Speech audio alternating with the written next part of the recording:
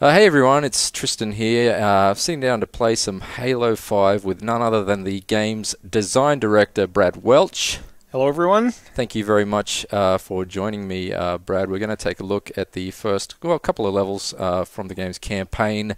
Only you'll be hearing some special insights from one of the main men that made it. So let's jump in. All right, let's go. This is from the absolute beginning of the game that we're going to be playing. So where do you... Well, we're just waiting for this to load. Loading times aren't too bad. Great optimization. Pass that on to the team. What's the... where do you sort of start when you're building a level in a Halo game? We start with the high level pitch for what someone wants to do in the mission, Right. And then we sort of move into like a really low detail block out, so you can actually start running through the level. You can throw a few enemies in, just start to get a feel for the space, and then it sort of evolves from there through to the. We try and work out as much as we can before we stick an army of artists onto it. And then they have to spend a long time making it look beautiful. And how much sort of, once the artists are in there, is there still constant kind of back and forth, adding elements? For a fair while, yeah. We try and structure how we work on them to keep the window open as long as possible to tweak stuff. And then, as you get right to the very end, it's mostly bug fixes, but there's still some tweaks in there. The problem you have with making games is there's an old adage that every time you fix a bug, you just made 2 new bugs you didn't know about, but hopefully they're not as bad as the one you just fixed. And so, the further in you get, the more careful you got to be. Can we skip through this? Yeah, sure. Cutscene? Yeah. Nice. Skippable cutscenes, always a plus. Yep. So here we are getting into the action proper. Nice kill. Oh wait, that was scripted. You didn't even do that, did you? But you still made it look good. Do my best. Uh-oh. Sorry, that's my bad. I am an inverter. You're playing under my profile. Okay. I would have expected you to adapt, but that's fine. No. That's one I can't adapt to. What's the split at 343? Is there even sort of inverters and non-inverters? No, it's not. And do they sit on opposite sides of the office? No, I actually sit next to a chronic inverter, and you mean someone who plays games correctly? Quite incorrectly, yes. One of the freaks, as we like to call them. What? No offense intended. Fair enough. So we're just in the start of the mission here. One thing we tried to do from that cinematic was just carry a bunch of details over into the opening. And so we're going in as Fireteam Osiris, our new characters. This looks epic, by the way. I mean, this whole vista is just... Yeah, we put a lot of time into trying to make the play spaces feel alive, and the whole setup with Locke was that he was sort of taking sort of a back entrance in, although it was a pretty dramatic entrance with an exploding ship. And then this whole battle's kind of raging between the Forerunners and the Covenant out there. Let's just kind of come down here into the next battle. This is just like an opening battle just to get players going, get them set up. And how did... By the way, I mean, obviously you've got the kind of shoulder charge or shoulder barge and the sort of ground pound. And I mean, how does that kind of affect the way that you sort of design the layout of a... The shoulder charge, we have a lot of hidden pathways through the level. I'll show some in a bit. Okay, cool. That you can shoulder bash through, and kind of need to build in a bit of a run up for those. Make sure there's plenty of space. The ground pound actually had a lot more changes because between clamber and ground pound we put in lots of these multi-level kind of areas.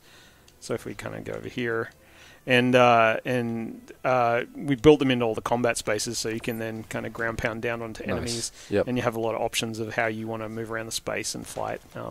And that was kind of, we've generally tried to increase the amount of options players have in the combat spaces, using all the new traversal abilities to kind of let players exploit that. And also it's cool in co-op too. You can kind of mix and match between different players and get really cool combos.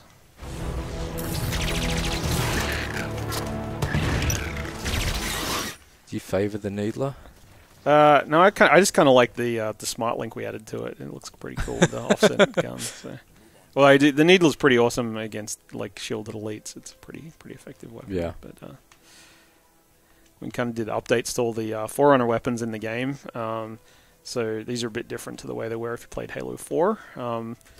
we kind of wanted them to be more kind of like, you know, an SMG or an assault rifle, kind of a utility weapon that you can use all through the Forerunner encounters. So those 2 new Promethean soldiers just appeared there and chase them through here. I definitely appreciate the kind of exploded diagram reload animations. Yeah, animators had a fun time with all that. So this is one of the new mechanics. They've teleported through this wall, so we can now shoulder bash through the wall. It's kind of really just the start of the game, so it's kind of a training section for that. And then we start using them all over the place, and you can find hidden routes and quite often have extra weapons. And another new thing that Locke's got is the tracking ability, which lets him find things. Chief doesn't have this. You can't really see it from up there, but my controller's vibrating when I do this. And collectibles get highlighted with that kind of glowy sphere. And now I can kind of come in and we have lots of these data pads. There's 117 across the game. 117? Yeah. And just reward exploration all over the game, add a bit of additional story to the game. There's a little kind of side story. Sometimes it's about the environment. Sometimes it's about the characters in it. It's all optional, but, you know, it just fleshes out the world for players that are really into the lore. The suppressor's now kind of got a bit of a chain gun style wind up. Yeah, that's awesome. And light rifle is pretty similar to the way it used to be, but instead of having the triple shot when you aim in, it just has a more precise and deadly single shot. So this is one of the kind of first areas where we open things up. You've got like this route down the middle here. You've got like another side path off down the side there. I didn't notice that one when I played through. Take the top one here. Yeah, there's also a lot of areas that are kind of built with speedrunning in mind, where you can kind of jump off the side of the map and then thrust back in. Right. So we've got some of our testers are pretty crazy. We get some crazy speed runs out of it. So wait, so those things from your perspective, those things are all sort of intentional, or are the testers kind of breaking the game effectively? Kind of a bit of both. Like we want to leave a certain amount of intentional kind of breakage in there, so people can optimize how they play. They can do speed runs. Right. So we kind of think about it. I mean, we definitely fix a lot of the more egregious bugs with the game. Right. But we do quite often leave things in where we're like, you know, it's not so bad, and let someone get a really fast run through an area, or they can skip around an encounter, as long as it's not, you know, too obvious or too easy to do. And it's kind of a skill move then for campaign. Because speedrunners are a pretty hardcore group for Halo, so we want to support them, and you know they'll keep replaying the game a whole lot after we launch. So we want to give them plenty to chew on.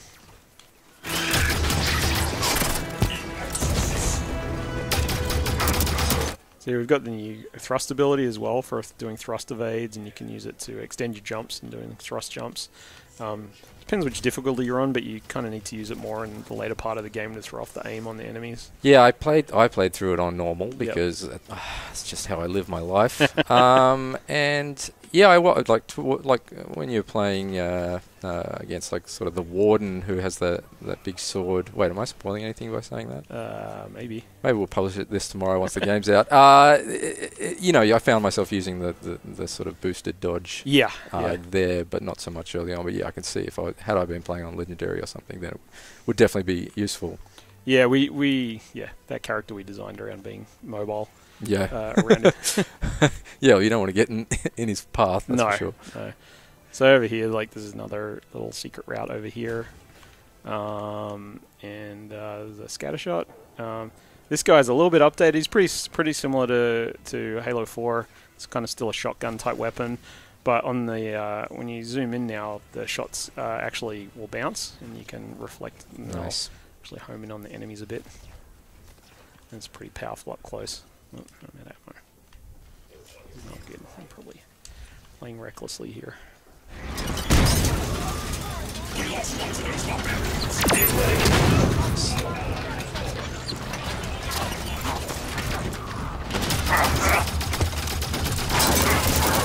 What was the kind of origin of the ground pound as a move? I'm trying to remember. We kind of went through a period of we were trying to expand out all the core movement abilities, and we played around with a bunch of different things. There was actually even some stuff we tried on Halo 4 and didn't end up shipping in that game. Oh, okay. And then so we went back to it on 5, and we just tried a bunch of things out. Like I think the clamber was the first one that really kind of just worked, and we started incorporating it into level designs. Ground pound we worked on for quite a while. I mean, in the beta last year, we had different controls on it, and we didn't really feel like we landed the controls on it very well for the beta, and we went back and made it simple. It's just on a hold melee button now instead of the hold crouch that was in the beta. And so it took a while to get that right, but once we kind of got it in the mix, we started using a lot of the vertical level design and trying to build combat encounters where you can sort of flank and get above enemies and do the ground pound on them. How much did the beta help? Because I think public betas are great because the earlier that fans can get their hands on games they love, the better. But how much of it is a marketing exercise, and how much of it is actually really valuable for you guys? I mean, our beta was actually a real beta. We did it a year out, so there was a lot of the game was not really finished. It actually took us quite a while out of our development schedule to do the beta. Right. But so it was a big commitment. It was a big commitment, and it pushed us to get some things ready that weren't otherwise ready. So it was kind of good in that regard. Right. And in terms of feedback, I mean, it was hugely useful to us because we're changing quite a few of the mechanics up. So we really wanted to kind of see how players were going to take to those changes, see how it worked in the arena environment, which is usually the one that kind of taxes all the mechanics the most, right? Pushes them. So it was hugely useful just to see. We both, in terms of getting feedback and also just looking at the data of like how people played. We used it to stress test the early versions of our matchmaking, right? And so there's a whole bunch of things that we got out of that beta. Was there, video game fans, and this is not specific to Halo fans, video game fans in general, I don't really mince words. Was there anything that they really didn't like during the beta? We definitely have a pretty vocal fan base, and there's a bunch of people who like just having the game pure, traditional, no changes at all. Right. And, to some degree, we can't give them everything they want. But in terms of, critical feedback, I mean, I think a lot of it was down to just more tuning type things. Right. We kind of toned down. There was a lot of the weapons had heavy headshot multipliers, right. Which we were already kind of on the fence about before we went into the beta. And so, actually, a few things we actually just let go through because we kind of wanted to see how people reacted to them. Right. So that was one of those. The controls on the ground pound we weren't really happy with at the time, but we just had to ship. So we kind of knew we were going to get feedback on that one. So it was kind of, there was timings on things like shield recharges and all sorts of things like that we didn't. I think my memory's getting fuzzy now. I don't think we had the sprint modifying the shield recharge in the beta, and we added that later on, right. As a reaction to try and stop too much sprinting out of combat all the time, and trying to that was kind of out of we really wanted sprint to have some meaningful choice to it. So if you're going to commit to doing a sprint across a battlefield, there's some sort of trade-off there. Right. Yep. I think I might have actually completely gone past the skull. I think I was talking and I missed it. That's okay. That's probably my bad.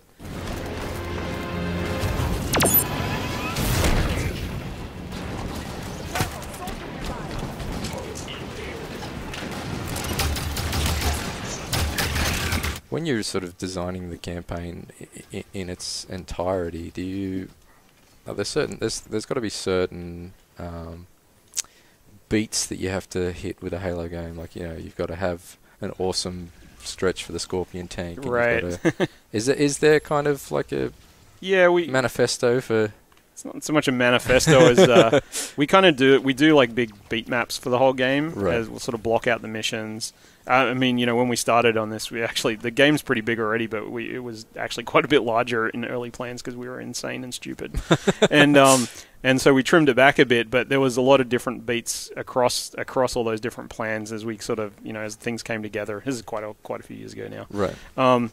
And so we have the map, and we have things like, all right, we want to get a Scorpion run in, we want to do flying vehicle section, we want to and some of that's still coming into existence while we're still, like, say, working on a new vehicle or a new weapon, or we're working on the new enemies. So some of it we sort of take on faith, a bit of like, we're going to try and do a section for this new vehicle, this new enemy.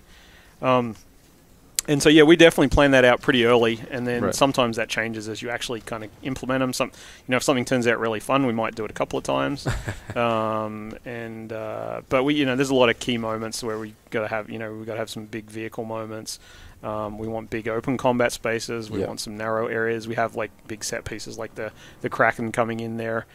Is one that actually came in a little bit later on from after the start of this mission. It wasn't originally in here. And we had it later in the game, and we sort of brought it into this to add a bit of zing to this whole area. And so there's it's mixed. Sometimes we plan it out quite heavily, and sometimes we just moment of inspiration someone on the team will have, and it's like, yeah, that sounds great. Let's try it. That's cool. And you get a bit of both. And then usually, if we do the moment of inspiration, when we get yelled at by producers and programmers, we have to make it work. Yep.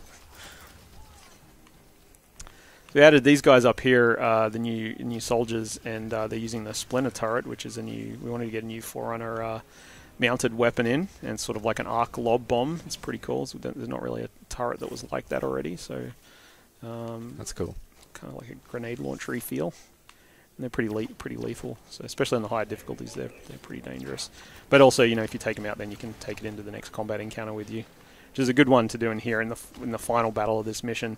Just grabbing one of those turrets is a really good way to approach that one, because you can take out the knights in there easily. I always grab a turret. Yeah. Always. There's no turret that I pass that doesn't go ungrabbed. I'm taking it. Yeah. There's another collectible up here. And they're pretty much all through the game. We've got lots of little nooks and crannies with the collectibles in.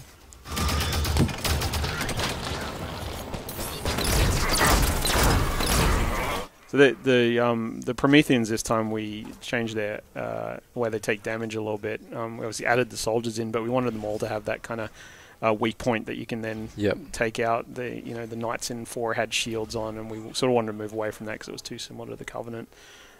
So they all now have these kind of weak points that open up, and then if you shoot them there, you can get the kill on them. I feel like the AI has sort of improved quite substantially. Not that, I mean, like, since the first game, AI has been a sort of notch above most other shooters in the Halo series. But I feel like, I don't know if I've just been playing inferior games lately, but it feels like this game has taken it up even further. I mean, would you agree with that?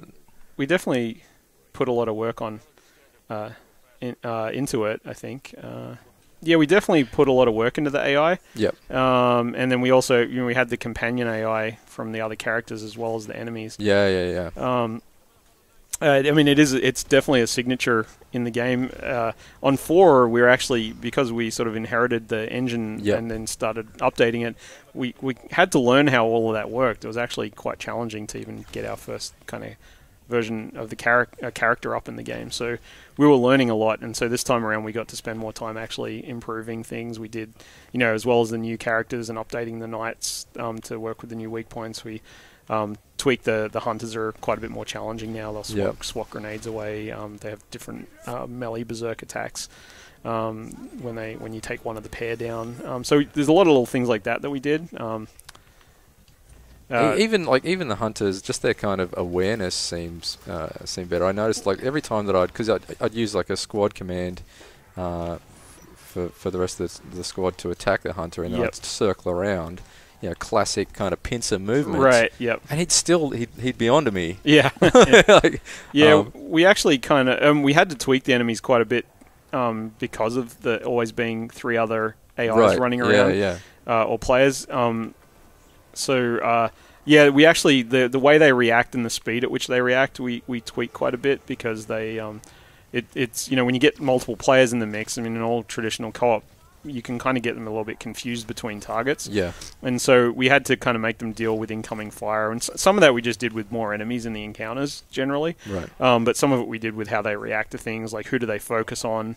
You know, you don't want them to just ignore the player and shoot at the AI because the bit of the challenge goes away with that. So there's a lot of tweaking and tuning we have to do to actually get that all feeling right. There's another little collectible up here for folks. I didn't know that. So, a little message from Halsey there. Nice.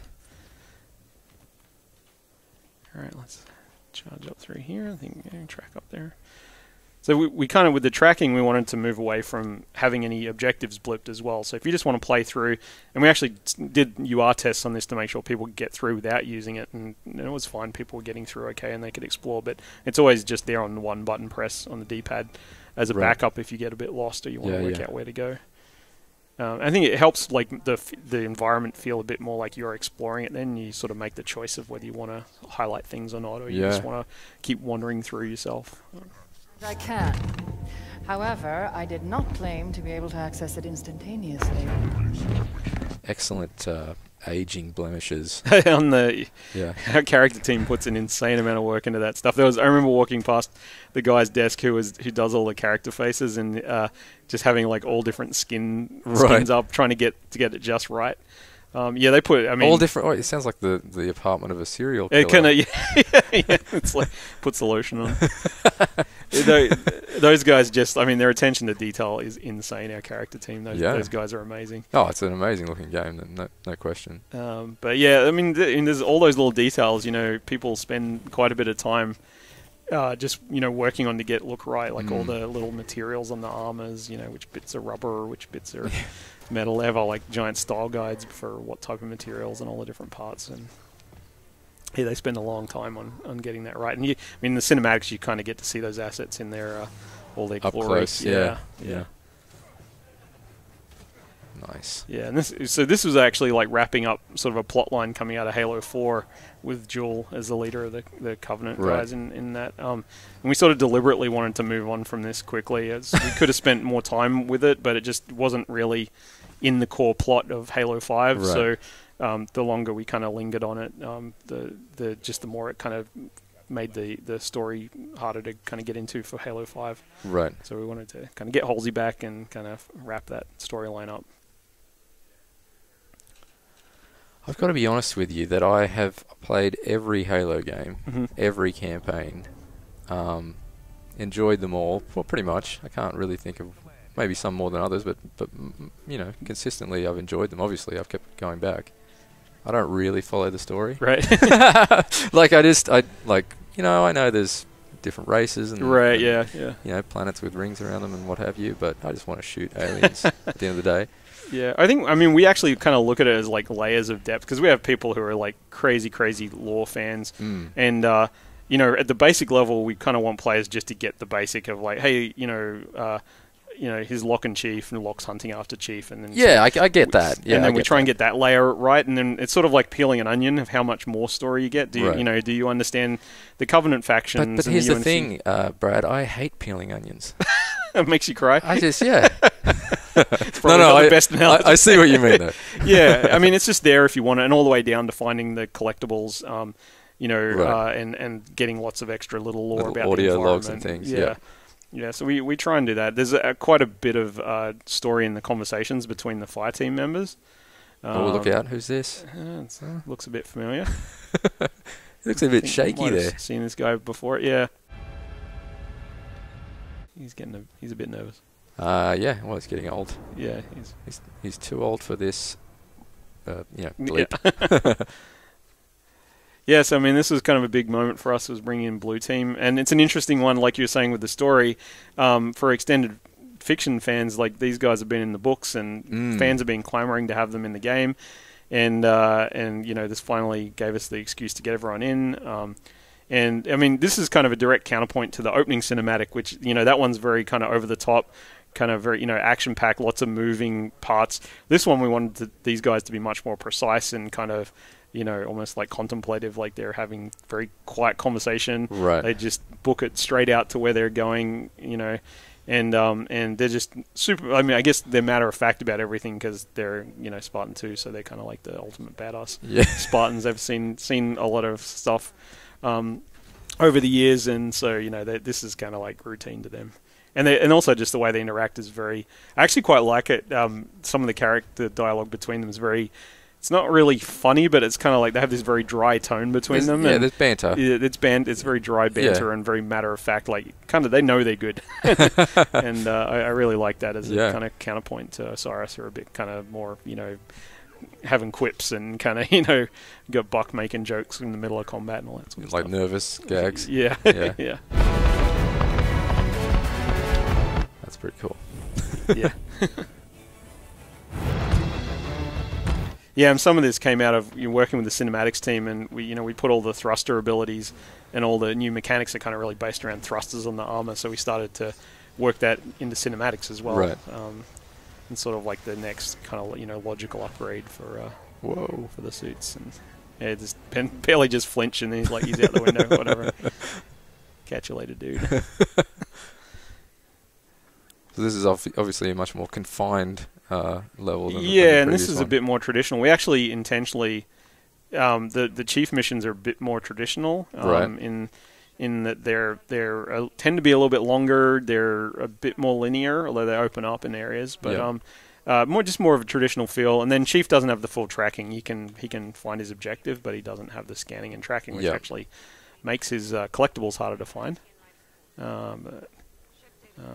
We can show a few off.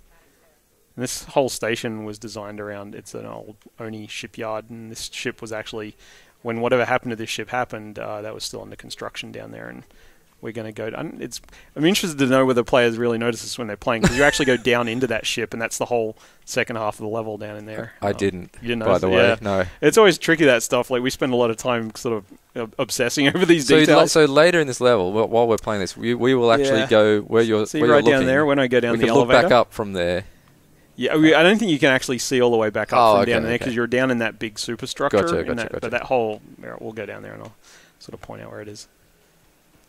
But yeah, I mean, we think a lot about the spaces and that sort of detail. Yeah. So here's another collectible. There's quite a few that are on these station terminals. I ran straight past that. Yeah. I'm like, I don't have time to answer emails. The pro tip for these ones is that they're usually the ones that are non-functional have got the red malfunctioning sign. Oh, nice. And then there's a few of these. So if you keep an eye out for that. And then there's lots of people who met some strange kind of fate on this ship. And some of the logs and things actually kind of will explain a bit around what was going on in here. Untight just the same. And I mean, the intention in this was to give a bit more of a kind of spooky, creepy vibe in parts of it, and kind of a counterpoint to the kind of all-out action in the first one. And you've got the Covenant back here, obviously.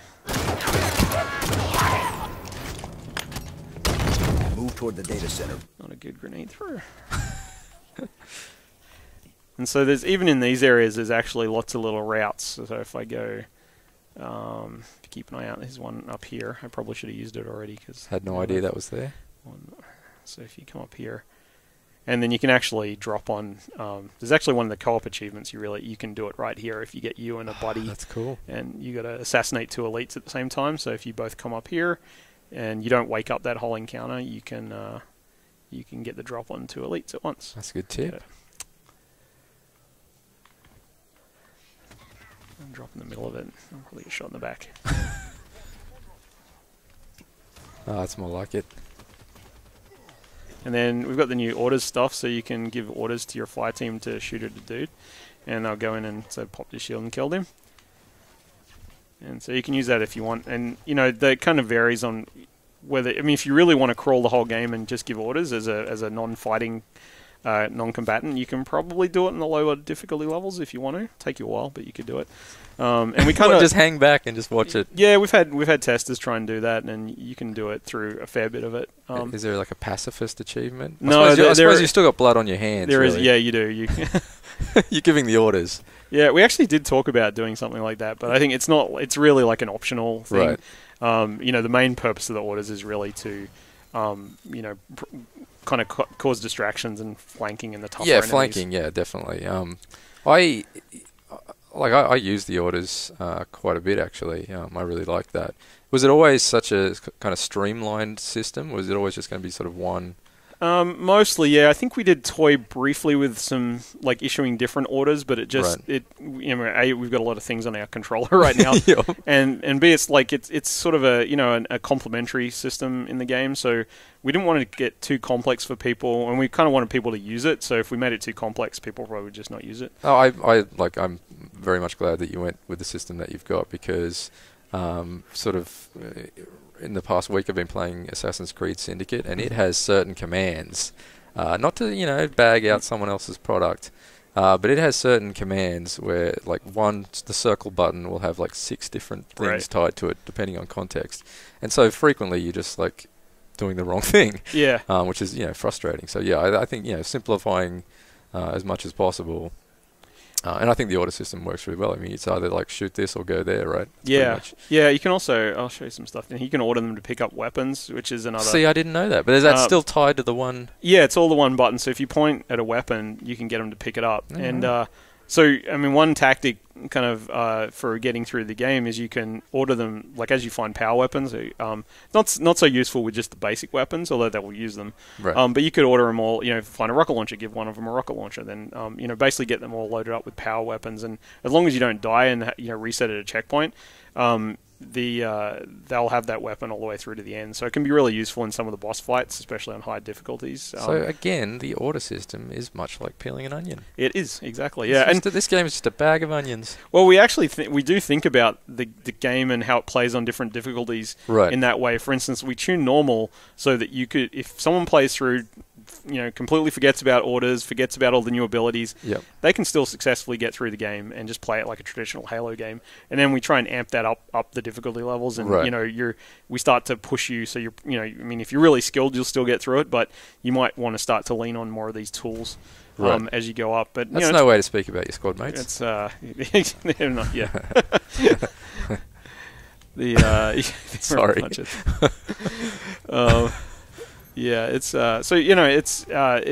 It's we kind of trying to keep all these options in the player's hands of you decide what you want to use. Yeah, it's cool. Kind of a bit of a juggling act at times, making sure we get everything feeling right. And we do a lot of user testing to make sure that people can still play the game okay, even if they're not using all the tools. When you get up to higher difficulties, we're less fussy. Did a shoulder bash on that enemy there. The AI will do those.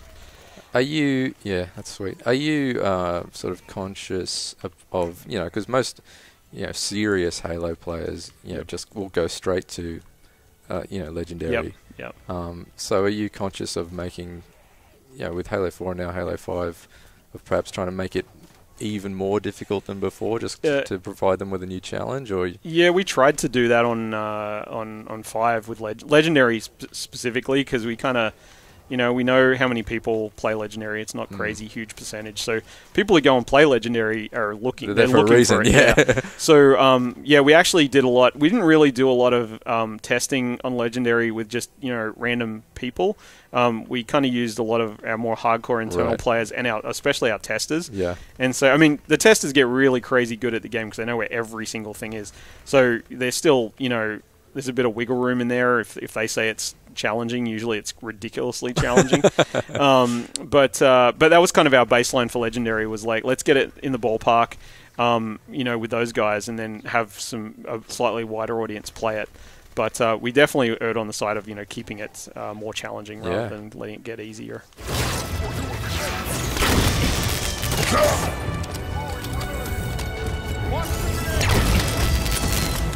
Take that elite. On it. Copy.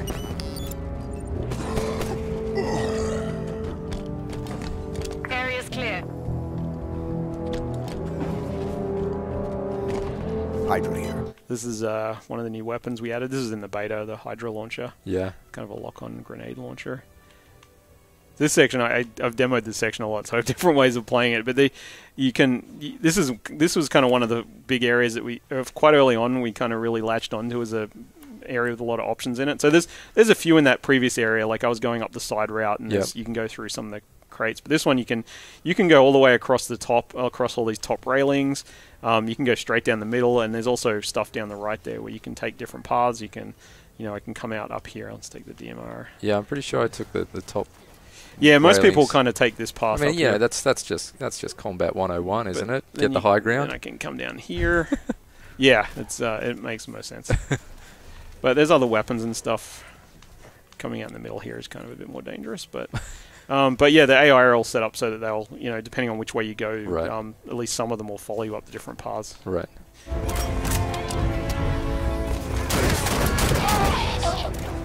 And so yeah, this was another kind of thing we had to work with a lot. Was like how to deal with this many AI, all the players coming through these sections. You can kind of baby the guys up; they're kind of following along with me there, but you can kind of hang back and order them to go up the middle here too. This kind of is an area set up for ground pound, so sort of Unleash it. Yeah, we can do it. Let's see if I can get. Let's get these That's guys. nice. That was like a half a dozen. Yeah. Yeah, we actually spent a lot of time tweaking how effective the ground pound was because it was tricky balance to get because in multiplayer we don't want it too OP. Yeah. But we wanted you to feel powerful when you were using it in campaign. So there's a lot there. And we basically balance everything up front for multiplayer because you can't really go back the other way if you make something really powerful in campaign and then try and dial it back for multiplayer. It just doesn't really work. So we try and make it work in multiplayer and then we sort of tune the AI against that. Is there a split in the team? Obviously, there is a actual split between people working on multiplayer and single player. But are you is there a rivalry there as well? Or? I mean, the teams, they're two kind of sub-teams, so they sort of have their own personalities. Right. So I work on the campaign team is its own thing, kind of like the multiplayer team is the sandbox team, which is the other part I work on, which is all the game mechanics and movement, weapons, vehicles. We kind of work across everyone, so so we sit in the middle, and when I play with no sound on it, I always find I futz my reloads because I'm used to hearing the sound. No, it's fine. I've kind of done a few demos where now, and I do it every time. It's my own fault. I would expect you to be able to play blindfolded at least. I guess you'd still have the sound in that instance. Yeah, it'd be like Daredevil. Yeah. So they're kind of. There's a lot of back and forth between the teams more than rivalry because there's different needs for multiplayer versus the campaign, and you're kind of you're sort of helping to shape each other's goals, I guess. I'll actually show you a look collectible. What's up here? Here, okay, we go. So if we come up here, there's a collectible. That's kind of cool. What else is up here? Let's have a look around. Ooh, what's that? And so, you're a Master Chief, obviously. So this would be particularly Yes. hard to find. Yep. Without being able to scan. Yeah. So that's a nice little pro tip. Yeah. So this is like a Forerunner shotgun called the Blaze of Glory. It's basically a shotgun with any weapon named after a Bon Jovi song. Yeah. Living on a Prayer would be Living a on a Prayer. yeah. I actually don't know. We might have a weapon named Living on a Prayer. Wouldn't surprise me if someone's put a pun in there. Bad medicine. Bad medicine. Yeah. Dish out some bad medicine. But so we've got a bunch of those, and those weapons are all in Warzone. But in campaign, once we made those weapons, we're like, let's go and put them in as Easter eggs. So there's quite a few of them scattered around the game to go and find. Yeah, that's cool. I never saw that weapon in my whole playthrough of the campaign. So wait, was that the only place within the campaign to get that, or is it sort of pop up? Yeah, no, that for that particular one, I think that's the only. I think we only have most of them are like one-offs. So if you go into a certain level and find it, you can check it out. That's awesome. And there's different ones like that one. I can use it in the next section, but you kind of disintegrates targets like a Forerunner weapon. Yeah, use cool. It. Chiefs having a bit of a episode. Falls down a hole, has an episode.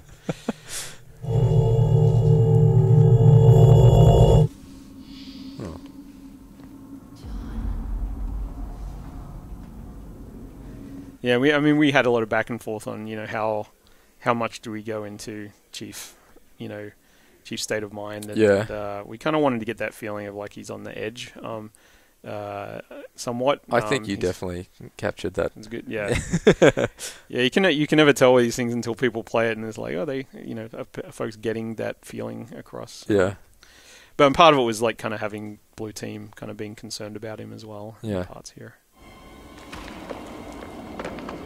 Chief, What does he look like underneath the mask? Pasty old white dude. There's always joke about. Actually, we were talking about it this morning. Was like there's a running joke of like because he's in his 40s now, and in the story, and he spends a lot of time in that armor, and he's got like recycling systems, and I'm sure we've got a guide somewhere that kind of shows it all off. But I think your skin's going to be too good after sitting in that armor. No, just like sweating constantly. It's pretty hot in there. A bit of Darth Vader going on maybe under there. Yeah.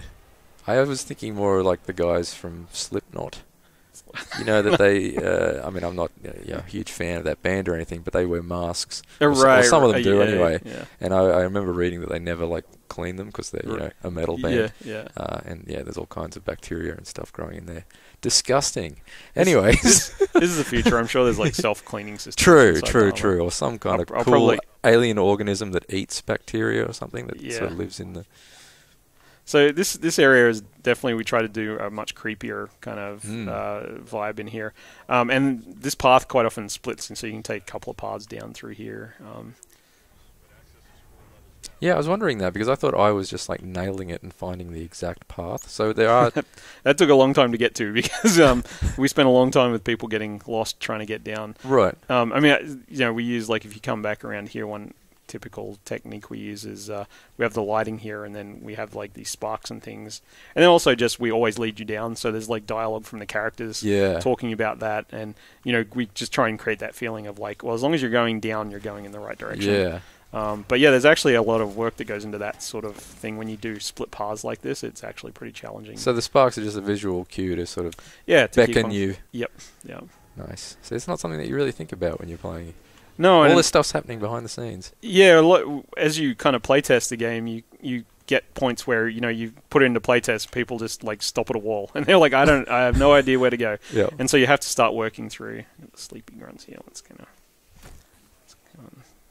kill them all without waking them up. Why are they so sleepy? They're just they have a hard day. Hard day. Getting harassed by elites. Screaming at people. Yeah. I love that, by the way, when they're... The fart pack. Yeah. Well, I didn't know what the technical term was, but it's actually their methane gas pack. Because they breathe methane gas. But they do the little kind of methane gas jumps when they're jumping to get a little boost. Right. Yeah, but it is cool when you rupture that gas bag and they go flying through the air. Come on, Fred. Active camouflage. There, you thought kind of doing a dark area like this was really good for cloaked elites. So this shotgun's cool, by the way. I'm bummed that I didn't find it. I'll have to go back. So then we got other little areas through here. So actually, that's just coming back in the way I came. So there's a couple of that's the second route into here. So you can come through there and actually get the drop on all those grunts too. Not enough. Something about Meridian. Meridian's a backwater. One thing I didn't notice, and I mentioned this to you because you are an Aussie. In the old Halo games, there was always an Aussie Marine. Really stood out like a sore thumb. Yeah, he's total bogan. Chip's Dubbo, I think they call him. Dubbo? They have I don't know where the name came from, but his nickname's Chips Dubbo.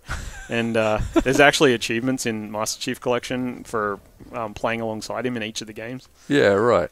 But is there didn't really... Are there any Aussie soldiers in this game? No, we don't really have a lot of separate Marines in the combat encounters, so we didn't actually get to go into that too much, but no, it's probably just a racist thing. People are always disappointed. Making Foster's jokes at me, and I'm I don't drink Canadian beer, and which is probably a joke that doesn't make any sense, because if you go and buy Foster's in the US, it's either brewed in Canada or somewhere it's the American South or something. Yeah, well, no matter where you buy it in the world, it's awful, right? Yeah, it's well, they have this thing. I don't know if it's anywhere else in the world, but in the US they have something that's called Premium Foster's, which is kind of an oxymoron. Yeah. Doesn't make any sense. So pretty much Foster's slightly less awful. Foster's jokes and Outback Steakhouse jokes are your lot in life as an Australian in America. Yeah. Outback Steakhouse does not have any vaguely Australian food. No, I have seen the menu. I did get a free dessert there once from being Australian, so that was. That's a good tip for any travellers. Yeah. You can try it on, see if they'll give you one. Yeah.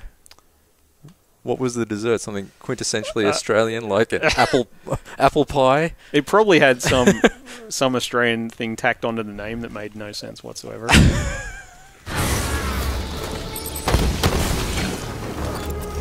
think they had a cocktail called a Darling Harbour there. Oh yeah, it's not bad. Yeah. But yeah, the food itself is just it's just a standard steakhouse. I mean, the one they always go on about is the blooming onion, which is this 3,000 calorie pile of lard and onions. I don't recommend A it. blooming onion? Yeah, blooming onion. Okay. That does sound like something that Alf from Home and Away would say. Yeah. Oh, So, you just I nailed guess me. that could be authentic. This guy I think is going to take us down with his sword. No, maybe. Nice save there. I'll take this elite. I'm locked up. Can't move. Another thing we did with the weapons. Where are you running around? Where's that elite? There he is. Tried to make. Oh, come on. There we go. Got him. Tried to make things like the plasma pistol have a bit more utility this time, so they kind of you can. I mean, it's got the same charge shot it's always had, but but now it's got a bit more precise weapon. Yeah. Fortunately, Linda's gone down. So basically, when It's the alright, she'll be back. She'll be back. magically. Yeah, the Musketeers, we basically made them obey the rules that the players follow. So if you get to a point where the players would have reset, here's a little room in here. It's probably another one if you're looking for the last collectible. Actually, this one kind of challenging to find.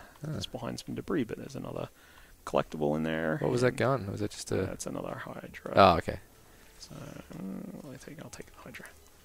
In terms of the... Like, obviously the squad makes sense for the story, but in terms of having your teammates that heal you and vice versa, was that a kind of a deliberate thing to make? Like, I'm thinking more so the kind of normal difficulty, making the game more easier for newcomers, perhaps, or... It was more out of just we wanted like a teamwork mechanic, so you kind of rely on them. It does make it a bit easier to get, you still get slowed down, but you don't get reset at checkpoints as much. So it's sort of, I mean, we knew that was going to happen somewhat, but it wasn't the explicit reason that we did it. But it does give you that second chance in combat, so you sort of feel like you're not taken out of the game flow all the time. Exactly, yeah, I agree. I mean, it definitely flows a lot better than the sort of Halos of old, where you could be right towards the end of an encounter and die, and then all of a sudden you're right back at the checkpoint to do the whole thing over again. Station log there. Yeah, so it's sort of a two-edged sword. I mean, part of that is, as we go up the difficulty levels, we have to do a lot of tuning on them, and it's kind of challenging to make them actually be super effective and then also not feel weak. And I'm sure there's different cases where people have different interpretations of it, but we always tune them around the sort of challenge you have as a player and trying to get that right. So in Legendary, they're actually... You've kind of got to be a bit more careful with them, and if you just let them run into combat, they get killed pretty quickly. And then you're back to playing solo again. That was very much intentional. This moment here, we always wanted to get this into the game with the hunter and the worms came down before when the elevator was going down. So that's cool. It's another one of those little lore things where I don't know if most people actually realize they're made of a living colony of worms. They're kind of weird. So yeah, this is a good area to actually use the orders on the hunters because you can flank them.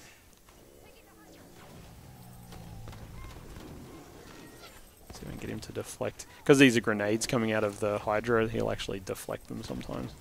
So in here, we've got the usual kind of clamber paths so we can get up on the top here.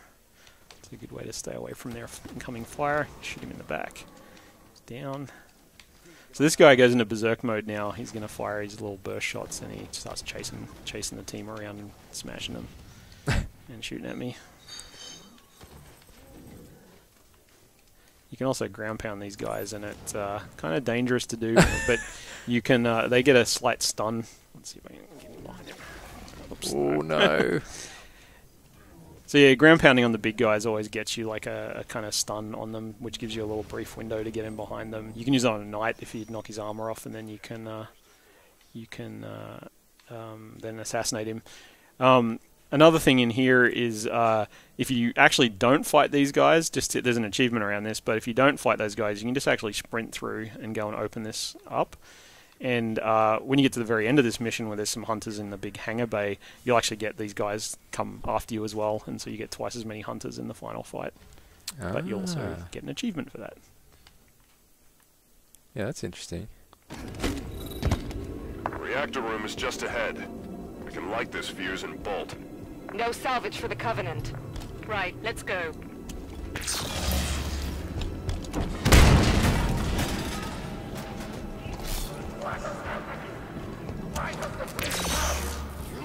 Another prime ground pound point in here.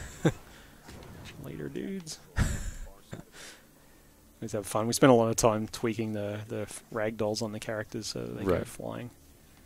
And there's another station log in there.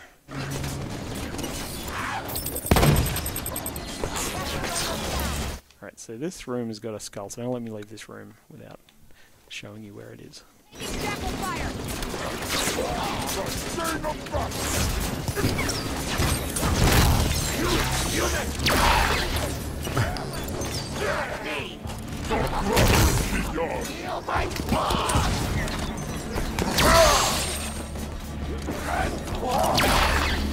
Do you ever consider having dual-wielded plasma swords? It'd be nice. We actually talked about dual wield a little bit when we started, but we were doing plenty of other new stuff, so we didn't want to go after it. This dual wield has a pretty big tuning kind of hit to it, and that you have to nerf a lot of the single wield weapons. Right. And we didn't really want to do that. There's different ways to get dual wield across. You can do the kind of akimbo weapons that are in certain games. Yeah. So I'm sure we'll talk about it again in the future. As it's a cool fantasy, and it's been in a few of the past games. How soon do you? I mean, obviously this game isn't even out yet, although it is imminently. But how soon do you start planning the next one? When you've got a series as big as Halo, which is so established and not to get into specifics. No, I'm not expecting plot spoilers or anything. But no, I mean there's already kind of. You sort of have a mix of kind of leftover ideas of things you didn't get to in this time around that you want to try. Usually it's not exactly a story or a scenario, but it's just ideas that someone wanted to try in a mission or some weapon someone wanted to build. And so those things kind of are sort of sitting around, and you take a look at those again. And then in terms of like mapping out the franchise, there's kind of like a couple of layers to it. There's the franchise again, the onion. It's reference. the onion, yeah. I mean, it's kind of cliched, I guess now, but it's true. And we have big franchise plans that are kind of sit with like Frank O'Connor and his team, and which is very broad mapping of what happens. There's a bunch of things we sort of know we need to happen coming out of 5 to move things forward, but beyond that, really, like the details are still things that we've started talking about what where we might go, but people are pretty focused on first shipping this, which is sort of finished pretty recently, and then we're doing a pretty huge effort of sustaining the game for Warzone and Arena through the rec packs. So that's like all the Sandbox team has been working on stuff for that. That wasn't in for ship, but is coming down the pipe. They've been supporting Forge, which is coming out in the not too distant future. Big Team Battle's coming out pretty soon. I don't have specific dates, but they're going to be pretty soon. And we sort of made a pretty big commitment to keep supporting the game, and we've got stuff planned. And then, of course, once the game goes live, then we'll see what people actually kind of want to see from playing it, and that'll probably reshape the plans we've got right now for what we want to build. But we want substantial updates to the game coming, for people who keep people playing and continuing on with the game. Incoming grenade! So because you work with the Sandbox team, you're not going to get much of a break. Not really. Although the extra stuff we're doing is not quite. They've actually been getting through a lot of it already. Okay. Ahead of of all the updates coming out. Because there is a lot. I know it's sort of a running joke for people around DLC and stuff on the disc, but there is a very long time to get something built, tested, play tested into multiplayer, and especially in a period where you know, people are starting to go on vacation after the game ships. Some people are still focused on the shipping game. Certainly, our networking guys are in that group. So we can go up here as a. So you know, there's stuff going on, but it's a very strange period at the end of game development. The screen's a bit dark. I can't see what's going on. Let's see if this works. There we go.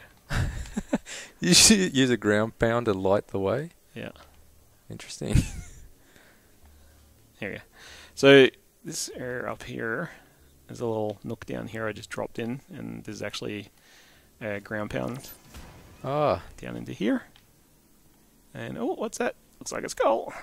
A black guy skull. And then I think we get some weapons in here too. Yeah, it's another Hydra launcher. And DMR. Man, I missed so many of these things. So, yeah, some of them are pretty well hidden. Now the door opens up in this back room. All because of the gamma on my TV screen. Yeah. Yeah, this level in particular has got a lot of dark, shadowy corners. Yeah. So it's easy to miss stuff. That ground pound torch tip was pretty nice. Using it to light the darkened corner. Never would have thought of that. Could also tried like a plasma grenade or something, maybe. Yeah. So yeah, we go to this is kind of an old research lab, but there's this is the kind of the usually reactor room, but they're going to overload this reactor, and because they're blue team, they're just going to ride it down. So the whole idea here is that they're trying to overload the ship and scuttle it, but the ship's systems actually thwart them and is going to eject the nuclear core, so it's not going to blow the whole station up like they wanted. So it's time to ride the core down, obviously. Ride the lightning. What else would you do as a Spartan?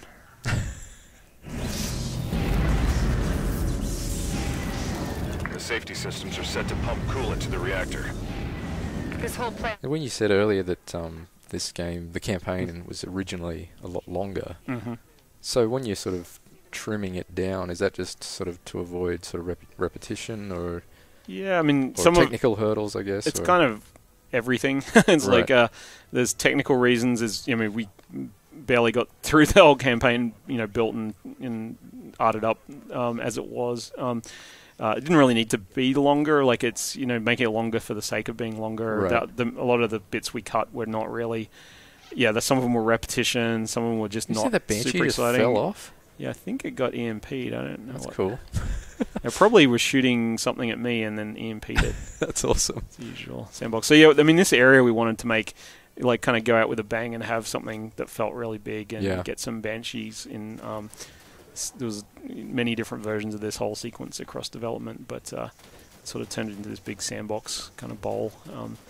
And again, lots of little things to do in here. You also got all the main areas where the objectives are, but you can actually kind of get down on all those kind of cross beams, and down there there's some weapons and stuff down there. Yeah, right. If you want to, you can do that. Then we kind of came up with the whole thing of we wanted it at flying scale, but then if you want to do the whole thing on foot, then we should support that as well. Yeah, but I see those sorts of things. I just assume that they're just painted on, those that you just can't get to them. I had no idea that I guess you got the rocket launcher now. You'd hide items and gameplay and stuff down there. Yeah, we try to do it whenever we can. I mean, sometimes you have technical reasons that you can't, make a level insanely huge, but this one we deliberately kind of planned around that. I really enjoy this section, but there's also another sort of Banshee. Actually, I can't remember if it was Banshee or the other flying vehicle, but anyways, it's quite an epic section as well. Yep. Yeah, we wanted to get a couple of good flying sections in. Yeah.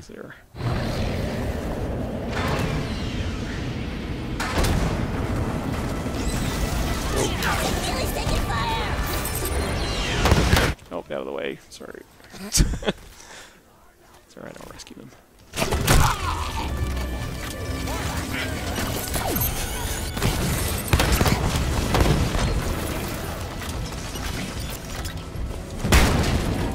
Override controls. Chief's patented button punching technique. Yeah. Yeah, he doesn't use door handles, and he doesn't. How are we doing with ammo there? Whoops. Whoa. Walk straight into that one. Coolant system inner workings are exposed. Eliminate the targets, Blue Team. Grab banshees. So in the next section with all the vents, we just wanted an area where you can just fly around and shoot stuff. Yep, It's that's what I like. It was pretty funny when we actually did user research on this one. People quite often just spent like 10 or 15 minutes just killing all the banshees that were coming in. Yeah. And it's like, that's fine. It's, you know, if you're enjoying yourself. We're Yeah. quite happy for you to do that.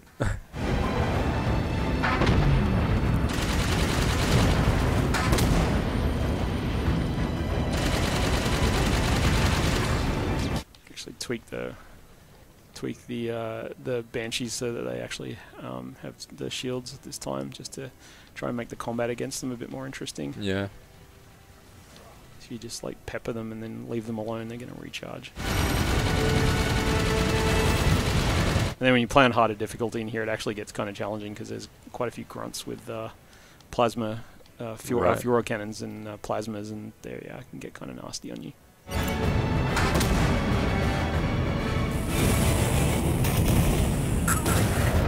So you got all the vents. We want to make sure that you can kind of tell pretty clearly when they explode, and they got the big fires coming out of them. Yeah.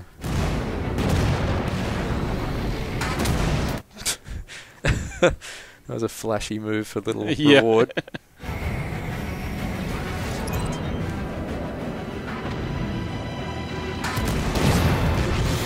Yeah, so again, if you want, you can do this whole section on foot. Why would you, takes though? quite a bit longer. Yeah, it's not really any need.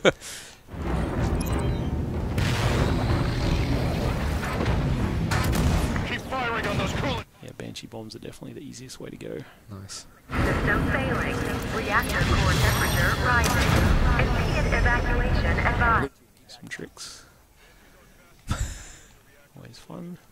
They're pretty useful and legendary because you can evade the incoming fire. Yeah. No, an autopilot retrieval. Armada must have taken it out. Frederick, find the nearest hangar bay. We're taking a prowler. There's the hangar entrance. Prowler is just inside, through an airlock. I actually kind of like that we got the whole team to fly down and bail out of there. Banshees. Yeah, it's cool. Whoa.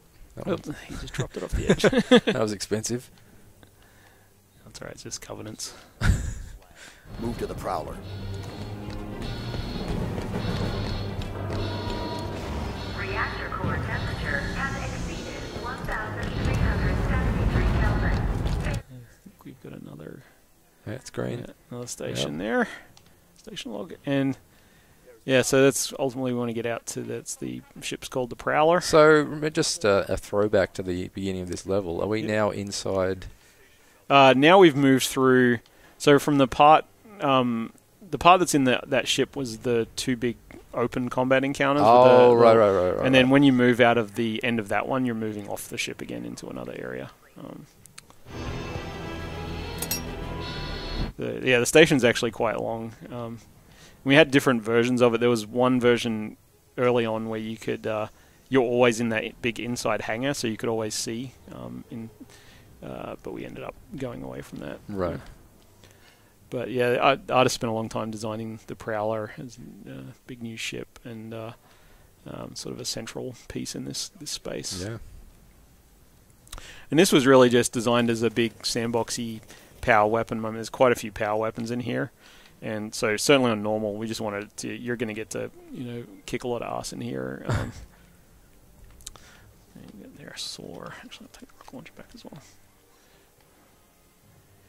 And yeah, there's a few levels in here. There's all the guys with fuel rods. There's lots of like weapons in these little open crates around the level. Oh. Whoa. Nice use of the boosted dodge. Yeah, it's good for melee lunges if you can use them to get away. And then there's this kind of under section here. There's, I think, a rocket launcher and a few other weapons down here. There's a rocket launcher. So this is really good. And legendary, you kind of pretty much need to use this under section because you'll get wrecked up the top here. There's just lots of different ways you can play around in here. Yeah. Stop talking, start killing.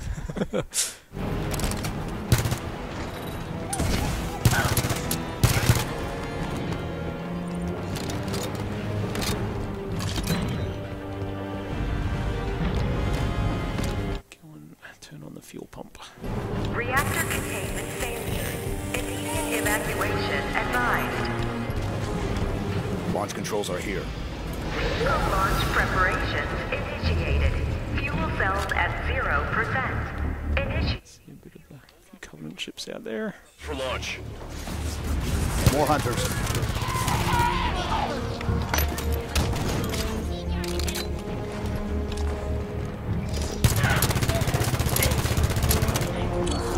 How much do you guys go and like fire real guns?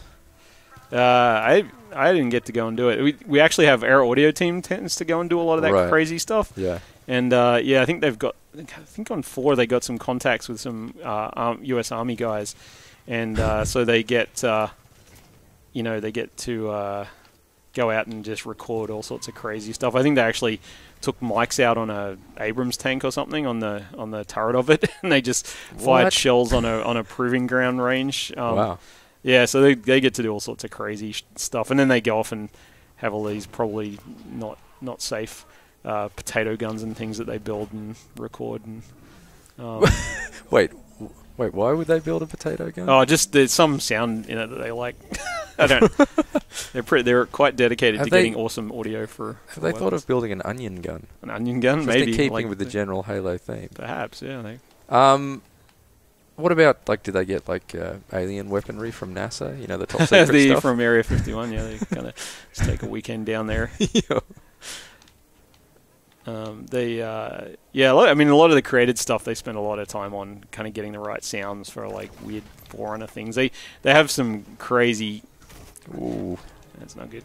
Like, all sorts of crazy audio equipment and stuff that, can just feed samples through on themselves, and I don't really understand. They got some crazy device that synthesizes sounds from a bunch. It's I can't remember what it is. It's some really weird thing that one of the audio guys got. It's not just a straight like sampler or anything. But anyway, it makes crazy sounds, and they like making all sorts of weird Forerunner stuff with it.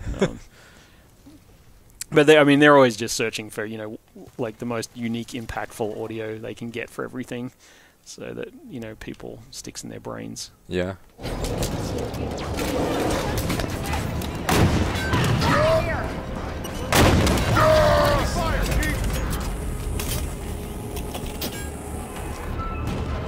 Yeah, they spent a long time trying to get the audio mix right this time. And before they were a bit rushed, so we sort of made sure we did everything so that they got a bit more time to really get it polished. And then our composer Kazuma did an awesome job with the music in this game. There's kind of lots of throwbacks to the past games, particularly in the Blue Team missions. There's a lot of classic themes that come back, but in rearranged form. And then we spent a lot of time going through the campaign with those guys and just sort of trying to as a group kind of pick out all the key moments when the music should come up. When they did most of it. We just kind of had opinions on it, but it was a really, really cool process, and it takes quite a bit of iteration to really get all that right, because you've got characters talking, you've got combat that you need to hear, you've got big events going on out the windows and often the vistas.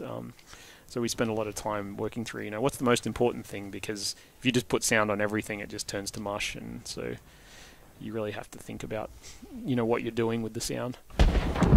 Time, Linda. Well, I think that sort of brings us to the end of this first sort of hour or so of the Halo 5 campaign. Kind of gets the characters off and going. Very well played and spoken. I didn't die too many times. I think it was usually when I was distracting you somehow. But anyways, thank you very much, Brad, for joining us for this Let's Play commentary. Yeah, I was always glad to show off the game. Yeah. Nice one. All the best for the launch and, of course, the subsequent multiplayer salvo that's incoming. Can't wait for everyone to play it, and let us know what you think once you're playing it, and I can't wait for you to get your hands on it. Nice one. For all things Halo 5, stay right here, IGN.